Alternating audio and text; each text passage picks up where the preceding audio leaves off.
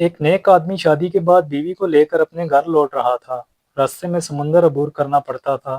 آدمی نے ایک کشتی کا انتظام کیا اور وہ دونوں سمندر عبور کرنے لگے۔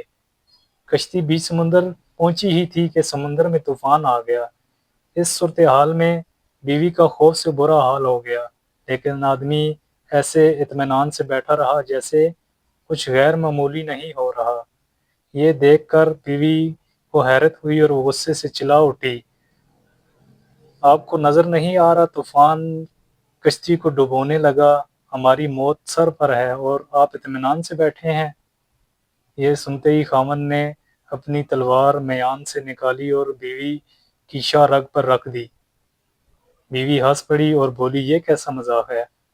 خاوند نے پوچھا، کیا آپ ابھی موت سے خوفزدہ نہیں ہو رہی؟ کیا آپ کو نہیں لگ رہا کہ میں آپ کا گلا کاٹ دوں گا؟ یہ سن کر بیوی بولی، مجھے آپ پر اور آپ کی محبت پر اعتماد ہے۔ مجھے پتہ ہے آپ مجھ سے بے انتہا محبت کرتے ہیں، اور یہ تلوار آپ کے ہاتھ میں تو مجھے کوئی نقصان نہیں پہنچا سکتی۔ یہ سن کر خاوند بولا، جیسے آپ کو میری محبت پر اعتماد، ویسے ہی مجھے اللہ کی محبت پر یقین ہے، اور یہ طوفان بھی اللہ کے ہاتھ میں ہے، وہ چاہے تو اسے روک لے، چاہے تو ہماری کشتی ڈبو کر ہمیں بھی بچا لے۔